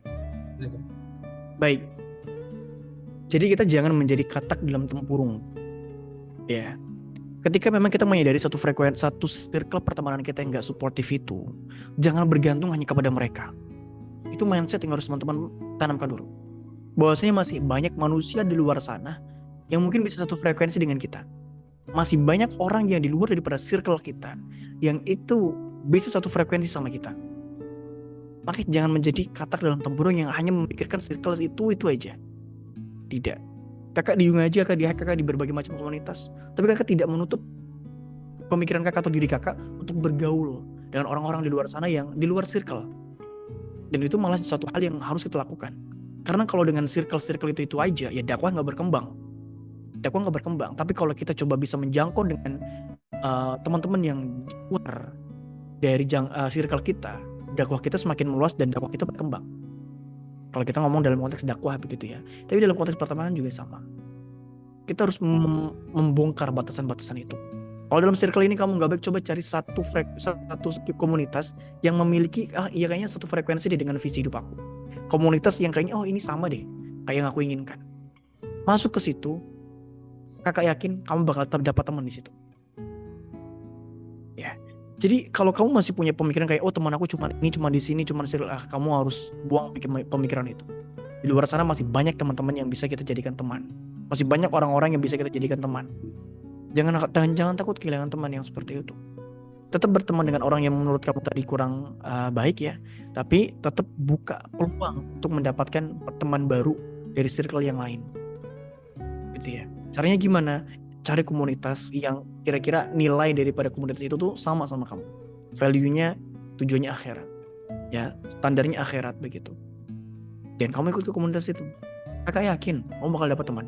Contohnya ini, kamu dapat teman kakak kan? Kamu bisa ngobrol sama kakak sama Yung Praka karena kamu ikut komunitas ini. Sama, kalau kamu dalam komunitas offline, cari yang satu nilai, satu frekuensi. Jangan cari komunitas yang nggak ada nilai atau value yang sama dengan kamu. Salah. Itu cari komunitas yang satu value, satu nilai, satu prinsip dengan hidup kamu. Kamu gabung ke sana, aku yakin kamu bakal dapat teman yang itu juga bakal satu frekuensi atau satu visi dengan kamu. Itu. gitu. Karena kita tidak akan mungkin berkumpul dalam satu komunitas kalau tidak memiliki visi dan keinginan yang sama di situ. Gitu ya. Pertama, bongkar pemikiran bahwasanya circle kita cuma itu aja. Berani main keluar, cari komunitas yang memiliki nilai prinsip hidup yang sama dengan kamu. Gabung ke situ. Jangan malu untuk bergaul, jangan malu untuk bertanya, jangan malu untuk berkomunikasi. Insya Allah kamu akan menjangkau teman-teman yang jauh lebih luas daripada circle yang saat ini kamu ada di dalamnya. Gitu Kak Praka. Oke, semoga terjawab buat Mbak Anissa Latifah yang bertanya. Oke, kita coba lagi. Ini ada lagi pertanyaan dari Mbak Tika ya. Assalamualaikum, selamat malam. Izin bertanya, kenapa ketika value lebih tinggi, rasa gengsi orang-orang kepada kita semakin menjauh? Oke, ini aku agak kurang dengan pertanyaannya. Selamat malam. Izin bertanya kenapa ketika value lebih tinggi, nilai lebih tinggi, rasa gengsi orang-orang kepada kita semakin menjauh. Maksudnya orang-orang tuh minder ya, ketika kita punya value yang tinggi orang-orang tuh minder gitu. Atau gimana sih? Kayak orang, misalnya gini ya, contohnya Hyung Praka nih punya value yang luar biasa gitu ya. Terus orang-orang mau deketin Kak Praka tuh, mau berteman jadi minder jangan karena Praka orangnya begini, kita kan masih begini, atau gimana coba? Syukurnya. Iya. Karena masih bingung untuk pertanyaannya. Next dulu aja sembari nunggu konfirmasi lagi, Bre. Oke, itu ya Mbak Tika, boleh diperjelas lagi pertanyaannya. Nah, ini nggak ada nama nih. Ya, langsung aja kita ada. Kak, izin bertanya. Kak, aku termasuk orang yang lagi proses berhijrah. Tapi aku lebih suka kayak jalani sendiri aja, nggak mau bareng-bareng sama yang lain. Walaupun mereka baik-baik, kok positif semua. Tapi bukan bermaksud kayak sombong gitu aku ke mereka. Tapi aku tipe lebih suka sendirian. Tapi kadang berpikir, ya Allah, kayaknya aku yang ngejauh dari mereka. Kayaknya aku salah deh. Tapi dengan aku begitu, aku pikir lebih efektif. Tapi kayaknya salah deh. Jadi gimana nih, salah atau benar? Tapi emang aku ngelakuin ini karena aku juga punya alasannya sendiri yang gak bisa diceritakan ke siapa pun selain kepada Allah. Ini pertanyaan apa ya? Pertanyaan dan juga pernyataan. Pernyataan ya. Oke. Tidak salah ketika kita memang lebih nyaman dengan kesendirian, tapi salah kalau kita menjadi antisosial. Gitu ya. Kita sadar teman-teman semua, kita tuh makhluk manusia, itu makhluk sosial. Gak bisa hidup sendirian, kita tuh pasti bakal butuh orang lain. Sewaktu-waktu kayak kakak pribadi, kakak lebih suka sendirian. Maka kalau Praka tuh tiba-tiba mungkin yang Praka ngechat kakak seharian gak dibales, ngilang gitu. Besoknya baru dibales, sorry ya bre, kakak kemarin habis ngisi baterai gitu. Udah berapa persen kak sekarang, bilang gitu. Jadi tahu kakak Abizar ngilang sehari, kakak sendirian. Karena nggak setiap hari ketemu banyak orang, harus manage komunitas, tim dan lain sebagainya, harus bekerja, ketemu banyak orang. 3 minggu nggak ada istirahat, kakak pasti langsung kayak 1 hari untuk kakak istirahat sendirian. Time itu penting. Raka ngechat aja nggak dibalas. Besoknya baru, sorry ya bre, baru kakak balas, paling gitu. Ya, but it's okay, nggak ada masalah. Ya, tapi kalau kita sampai antisosial itu yang salah. Karena kita makhluk sosial pasti bakal butuh orang lain. Boleh kok berteman, boleh juga ikut komunitas, dan boleh juga kamu menghabiskan waktu sendirian. Boleh juga, ya enggak ada salah. Tapi kalau itu udah berlarut-larut membuat kita antisosial, nah itu yang salah. Teman-teman, dalam proses hijrah itu teman itu sangat penting. Sahabat itu sangat penting untuk mereminder, mengingatkan, dan membantu kita dalam ketaatan, mendorong kita dalam ketaatan. Selama teman itu baik, gak ada masalah kamu bagi waktu. Oh, aku orangnya nggak suka rame-rame. Oh ya, it's okay. Setiap weekend aja aku ketemu mereka. Atau enggak setiap Sabtu, setiap Minggu, atau setiap ada event kajian ketemu mereka. Selebihnya aku mau fokus dengan diri aku sendiri. Ya, it's okay. Selama memang kamu merasa nyaman dan kamu merasa bahwasanya ya aku akan aman-aman aja ketika aku sendiri. Tapi kalau kamu merasa bahwasanya aku akan tergoyah ketika aku sendirian, ketika hijrah sendiri, mulai goyah imannya, maka coba untuk cari circle itu. Jangan ditinggalin, jangan dijauhi. Ya, boleh untuk mengambil me time, tapi juga harus ingat bahwasanya kita juga makhluk sosial yang butuh bersosialisasi.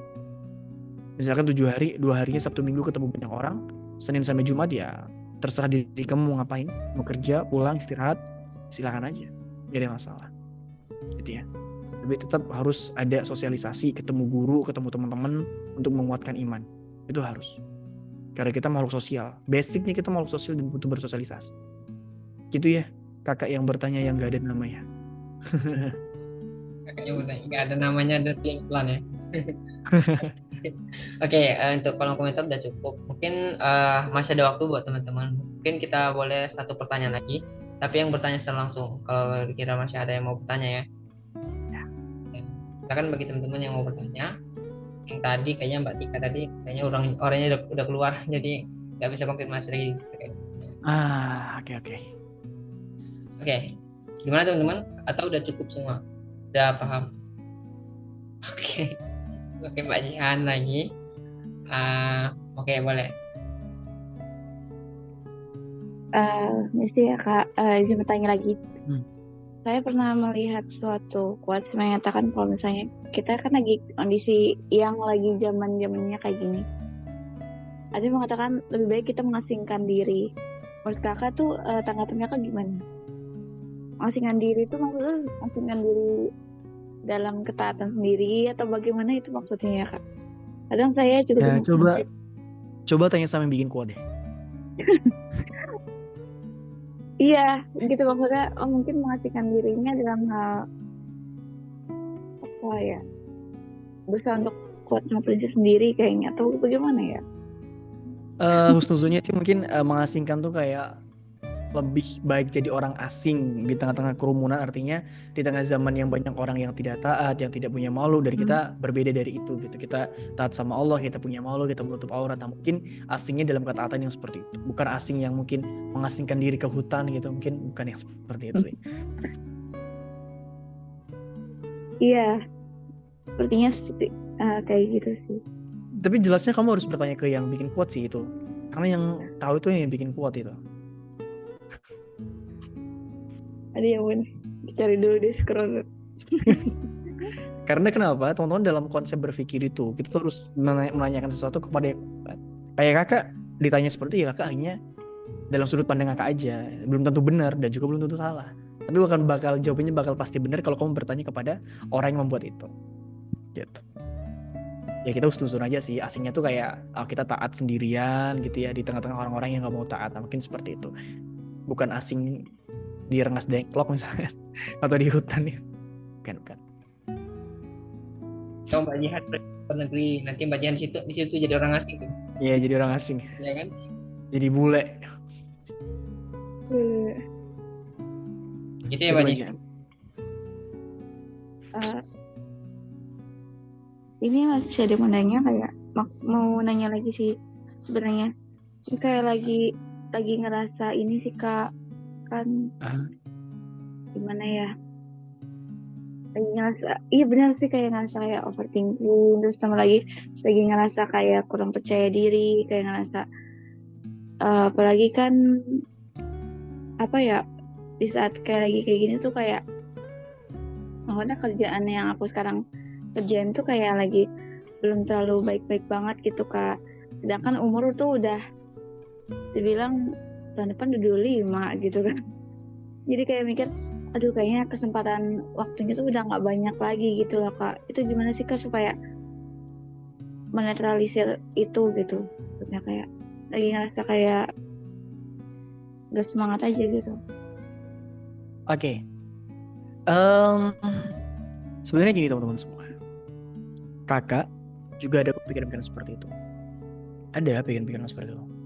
But satu hal yang kami yakini, ketika kita setiap hari melakukan yang terbaik, setiap hari memberikan yang terbaik, maka insya Allah masa depan juga akan baik. Ya wallahu a'lam bagaimana takdir yang mengarahkan. Tapi kalau kita berhukum atau berdasarkan kepada dalil atau mungkin atau hukum kausalitas ya, sebab akibat, maka insya Allah ketika kita melakukan setiap hari dengan kebaikan, besoknya juga bakal baik-baik saja. Maka teman-teman, kakak setiap hari selalu nulis rundown, bukan rundown ya, apa ya, to do list gitu ya, mau ngapain aja setiap hari tuh, always selalu. Karena kakak menganggap to do list yang kakak tulis itu adalah step-step kecil untuk bisa sampai satu hal yang mungkin nantinya bakal besar. Ya, step-step kecil itu harus ada evaluasi, itu lakukan terus. Mungkin teman-teman yang tim kakak deh, ada Mbak Ayu, ada Mbak Sekar, ada Mas Praka tuh tiap hari tuh bosan kakak chatin di grup dan seterusnya. Apa lagi nih, apa lagi, paling gitu ya. Kadang juga mikir kayak gitu, apalagi sih ke Bayu gitu, apalagi sih ke Abizar paling. But itulah step-step kecil. Tetap harus berjalan. Kita melakukan suatu hal yang baik hari ini, yang terbaik hari ini. Maka insya Allah itu adalah suatu hal yang nantinya akan berbuah di kemudian hari. Mungkin bukan saat ini, tapi next time itu akan berbuah. Dan itu apa ya, bukan pasti juga sih, tapi kayak insya Allah lah 90%. Karena 10%-nya itu tak jelas takdir Allah gitu ya. Jadi kalau kamu ada kegelisahan atau kekhawatiran seperti ya it's okay, tapi tetap jangan jadikan itu sebagai ketakutan yang benar-benar takut sehingga kamu malah tidak memberikan yang terbaik pada hari ini. Berikan saja yang terbaik hari ini. Apapun yang bisa kamu lakukan, bisa kamu maksimalkan, berikan yang terbaik. Dan salah satu cara agar kita tidak menyesal di masa depan adalah dengan kita melakukan yang terbaik di hari ini. Ya. Atau salah satu cara untuk memperbaiki masa lalu yang buruk adalah dengan kita memperbaiki hari ini. Insya Allah semuanya akan baik-baik saja. Tapi kalau kamu hanya takut tapi nggak ada gerakan, kemudian kamu sama sekali tidak ada perbaikan setiap harinya, nggak ada hal yang kamu lakukan, ya ketakutan kamu tidak akan jadi apa-apa, nggak akan jadi apa-apa.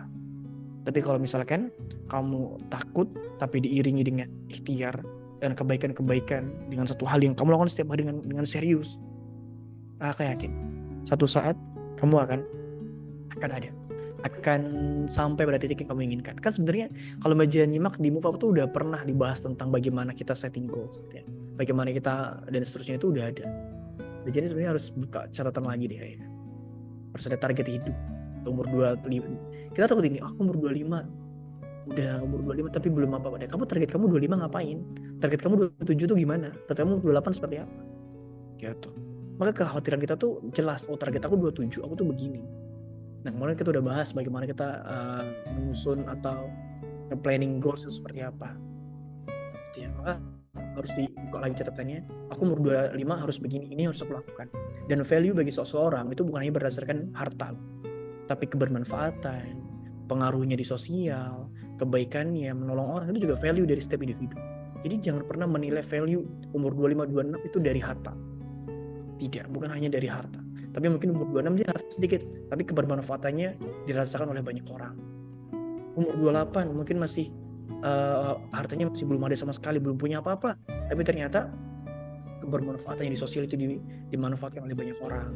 Misalkan dia rajin bantu orang, dia nolong banyak orang, ya itu value, itu nilai loh. Jadi jangan pernah melihat value dari seseorang itu hanya pada harta.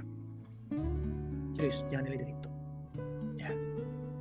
Dan salah satu hal yang harus kita ingat itu, jadi bukan hanya jangan fokus ke harta. Mungkin secara harta kita kurang gitu ya. Tapi mungkin secara kebermanfaatan, ya mungkin kita bisa lebih baik daripada banyak orang. Dan itu juga yang saat ini kakak lakukan ya. Mungkin secara harta kakak tuh bukan dari orang yang punya, serius bukan dari orang yang punya, bahkan orang yang benar-benar nggak punya sama sekali. Tapi mungkin secara harta aku nggak bisa untuk memberikan banyak orang atau uang dan seterusnya. Tapi dengan potensi yang bisa aku berikan kepada masyarakat, pada teman-teman, kepada banyak orang, yang itu aku maksimalin untuk jadi orang yang bermanfaat, dan itu jadi value buat diri aku. Gitu ya. Jadi umur 25 aku masih begini orang-orang, ya kamu harus tahu dulu kamu 25 itu targetnya kenapa, value kamu tuh di mana, apa yang ingin kamu bangun, dan habits apa atau keahlian apa yang ingin kamu akuisisi di umur segitu, dan itu harus jelas. Gitu ya. Jadi ya kurang lebih seperti itu. Itu lengkapnya di Move Up. Ulang lagi ya bagian di mentoring Move Up supaya nggak bingung lagi berkaitan dengan bagaimana nge-planning goals itu. Tadi guys. Oke. Ini Kak, iya sih sebenarnya aku tuh udah coba planning, maksudnya nanti habis pulang kerja aku pengen ini gitu, upgrade diri, maksudnya buat nama-nama skill apa gitu, maksudnya mempertajam lagi gitu, mengasah skill lagi gitu kan. Tapi kayak udah ngerasa capek banget gitu, karena kan jam kerjanya jujur emang di yang sekarang tuh panjang banget.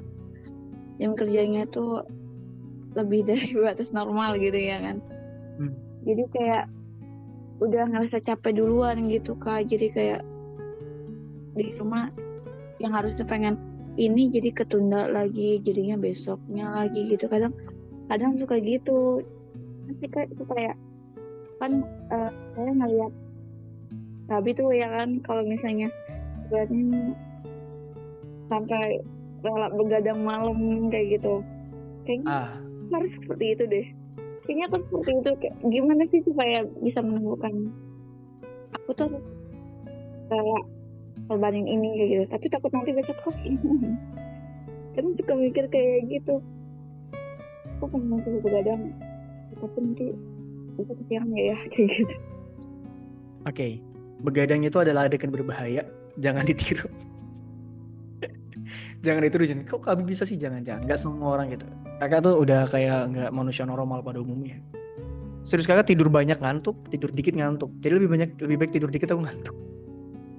Kayak semalam tidur cuman 30 menit lah mungkin, jam setengah. Sekitar 31 jam, jam 3 sampai hampir jam 4. Makanya kalau tim itu ngechat jam 1, jam 2, jam 12 atau mungkin pagi siang, terus sih kakak respon.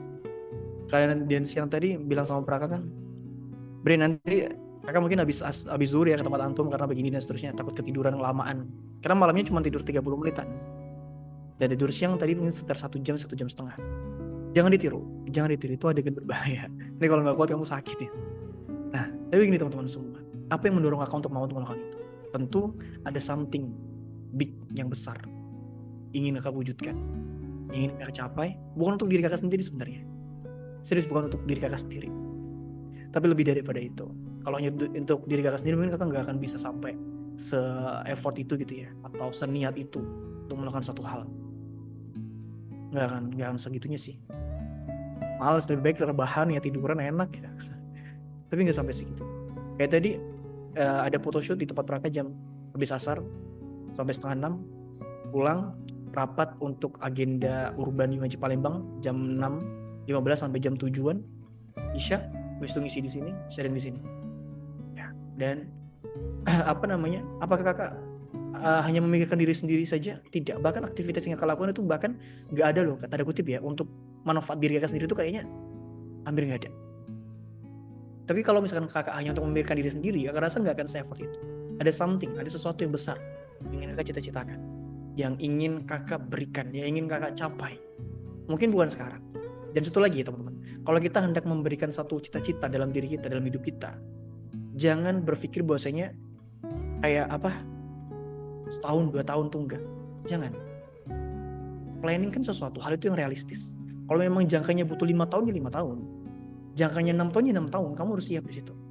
Jangan segalanya harus instan, harus tahun ini. Enggak. Harus pelan-pelan. Sabar, nikmatin prosesnya. Rasa sakit dihina orang, rasa sakit diremehkan, rasa sakit dikecilkan, rasa sakit diasingkan. Nikmatin saja. Itu bagian daripada proses kok. Serius, selama yang kamu lakukan adalah value yang benar, dan ini balik lagi ke value ya. Yang kamu lakukan adalah satu hal yang benar, jangan takut, jangan bimbang, jangan minder, jangan down, jalan terus. Ini juga yang kakak lakukan. Diremehin apa sih, dapat uang enggak, misalnya apa ini begini dan seterusnya. Mungkin teman-teman juga pernah, mungkin Kak Praka atau aktivis dakwah yang lain, Mbak Sekar, Mbak Ayu Agustina, itu pernah apa ngurusin dakwah dapat apa capek, malah bukannya dapat duit malah buang duit gitu ya.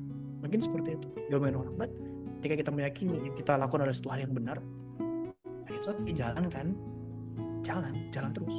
Even setiap orang mengatakan CD, jalan terus gitu. Itu balik ke value. Jadi kalau misalkan bajingan merasa kayak, Kak, aku gak ada waktu buat belajar, jadi gini sebenarnya. Dan kalau misalkan kamu memang gak kuat, ya udah, istirahat, gak ada masalah. Mungkin value kamu bukan di situ. Mungkin value kamu bukan untuk mengakuisisi skill baru, tapi mungkin ya, kamu mungkin ketika pulang kerja, kamu lebih banyak ngabisin waktu buat keluarga. Kamu jadi wanita yang soleha, kamu baca Quran 1 lembar 2 lembar, bangun sholat tahajud, begitu ya. Kemudian habis subuh bantu orang tua. Jadi value kamu di mana? Value kamu adalah jadi anak perempuan yang berbakti kepada orang tua, yang sayang sama orang tua, yang taat sama Allah, yang jaga kehormatan. Itu value loh, itu nilai loh, yang itu satu hal yang positif loh, gitu ya. Bukan berarti kamu memang lagi saat ini nggak bisa, terus paksain, terus sakit, terus akuisisi skill baru juga enggak, sakit iya, dan seterusnya. Maka maksimalin apa yang bisa kamu lakukan. Kamu bisa jadi anak yang soleha, ngebantu orang tua, ya itu juga value, itu juga hal yang baik bagi seorang wanita. Kak, aku tapi pengen umur 26 tuh punya mobil, jadi wanita entertainment. Jadi wanita yang banyak uangnya, ya bisnis skincare. Enggak, itu kan standar manusia saja. Enggak semua harus seperti itu. Apa yang bisa kita lakukan, ya kita lakukan yang terbaik. Ya, pulang kerja ngerasa capek nggak bisa ini, ya penting baca buku, terus upgrade ilmu. Tetap kayak gini kan juga bisa sambil nge-zoom, upgrade pengetahuan. Habis itu berbakti sama orang tua, pijitin ibu, masakin, besok bangun tahajud, bantu ibu pagi. Habis itu kerja itu juga value. Ya, setiap hari tetap dapat ilmu, setiap hari tetap upgrade ilmu. Gak harus yang aneh-aneh sebenarnya. Gak harus yang aneh-aneh. Kita ngerasa tertinggal atau kita ngerasa terintimidasi kan karena kita dengerin omongan orang lain biasanya. Itu umur 25 udah kayak gini, dia tuh ya sebenarnya ya dijadikan motivasi boleh. Tapi kalau sampai membuat kita down, nah itu yang enggak. Gitu ya teman-teman. Bisa dipahami. Kalau begadang jangan ditiru. Tapi boleh nggak Kak? Boleh. Iya. Silakan. Jadi sebenarnya sih ngerasa pengen maksain gitu kan, maksain diri gitu kan. Karena emang ngerasa kayaknya emang harus keras deh sama diri sendiri dulu deh gitu. Aku tuh mati kekonsistenan juga gitu loh Kak. Jadi kan kadang ya kita udah direncanain tapi nggak jadi gitu. Terkadang suka gitu kan. Pengennya apa ya? Iya benar kata kakak tuh ibaratnya kayak upgrade diri tuh nggak selalu tentang ini, tentang mengasah kemampuan skill baru atau apa gitu. Tapi kayak ngerasa diri sendiri tuh kayak masih kurang gitu. Maksudnya kayak diri sendiri, maksudnya kayak gimana ya jelasinnya? Ya maksudnya kayak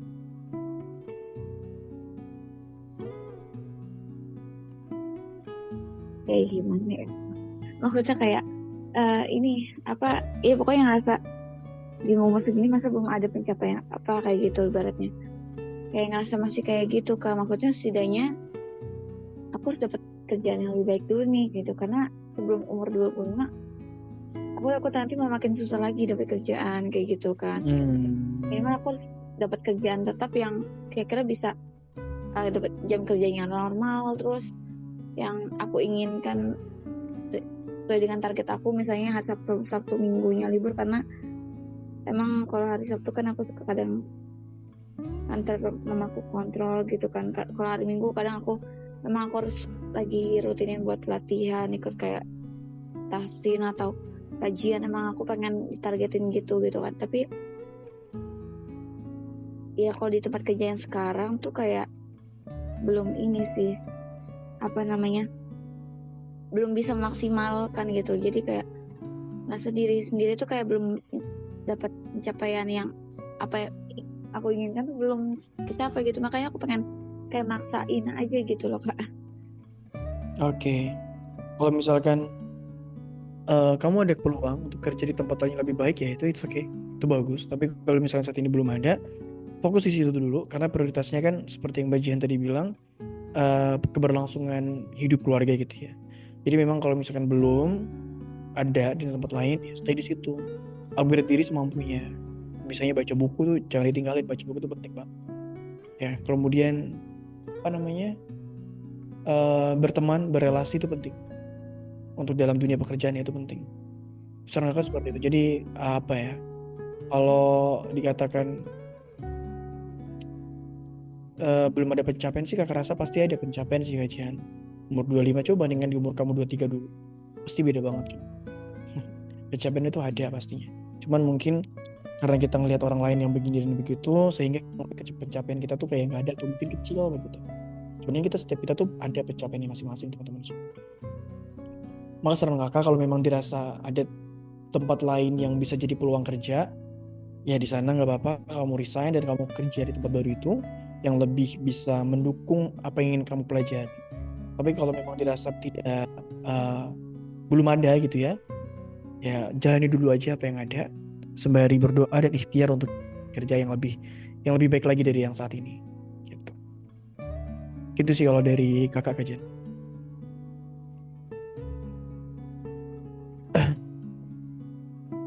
Iya Kak. Baik, terima kasih ya untuk maaf jadi panjang curhatnya. Tapi ngerasa kayak gitu banget sih hari ini. Oke, nggak apa-apa. Oke, terima kasih Mbak Jihan atas pertanyaannya dan terima kasih Kak Abizar atas jawaban dari untuk pertanyaan teman-teman yang udah bertanya. Oke, untuk sesi Q&A kita cukupkan ya teman-teman karena waktunya sudah hampir jam 10 malam. Mungkin sebelum ditutup ada pesan atau closing statement dari Kak Abizar? Oke. Untuk pesannya singkat aja ya teman-teman semua. Sebentar. Baik, teman-teman, di dunia ini tentu banyak sekali tantangan. Banyak sekali hal yang akan membuat kita distraksi dari prinsip-prinsip yang kita pegang. Kakak yakin setiap kita merasakan itu. Bukan hanya kakak saja, tapi setiap kita pasti pernah merasakan itu atau mungkin sedang di posisi itu. Teman-teman semua, ketika kita dihadapkan dengan pilihan-pilihan yang berat antara bertahan di prinsip yang didasarkan pada syariat Islam atau memilih dan berpaling untuk meninggalkan itu menuju prinsip yang berkaitan dengan dunia, maka kakak ingin bilang ke kalian ya bahwasanya pilihlah kebaikan yang dimana kebaikan itu akan bertahan lama, bukan hanya di dunia tapi di akhirat. Dan ingat bahwa dunia adalah tempat ujian, bukan tujuan akhir. Jadi bertahanlah, karena memang ini tempatnya ujian. Dan tujuan akhir kita bukan di dunia, tapi di akhirat, tapi di surganya Allah Subhanahu wa Ta'ala. Maka ketika dihadapkan dengan pilihan-pilihan seperti itu, pilihlah kebaikan, kebenaran, yang dimana pahalanya bisa bertahan, bisa langgeng sampai di akhirat. Kalau capek di dunia, ingat bahwa memang dunia adalah tempat ujian dan bukan tujuan akhir. Dan tujuan akhir kita itu di akhirat, di surganya Allah Subhanahu wa Ta'ala. Bersabar, semuanya akan usai. Karena waktu kita hidup di dunia itu sangat-sangat amat terbatas. Ya. Terima kasih buat Kak Praka, Hiu Praka ya, dan teman-teman yang lain yang udah hadir pada malam hari ini. Mudah-mudahan bisa mendapatkan banyak manfaat, banyak insight, dan banyak hal yang bisa teman-teman jadikan pegangan untuk bisa terus bertahan dalam ketaatan, dalam prinsip kehidupan yang teman-teman pegang. Jazakumullah khairan buat teman-teman semua. Oh ya, besok malam jangan lupa di Akademi Pernikah juga sama kakak. Kita akan bahas tentang bagaimana caranya menjadi jomblo-jomblo yang bervalue juga, ngomongin value, ngomongin nilai juga. Besok malam di Akademi Pernikah, teman-teman jangan lupa hadir. Dan sebentar lagi juga Move Up akan launching, teman-teman kalau mau daftar ya silakan. Kalau nggak daftar juga nggak apa-apa. Tapi kalau ada kesempatan daftar, saya sarankan untuk daftar. Oke, terima kasih banyak teman-teman semua. Barakallahu fikum.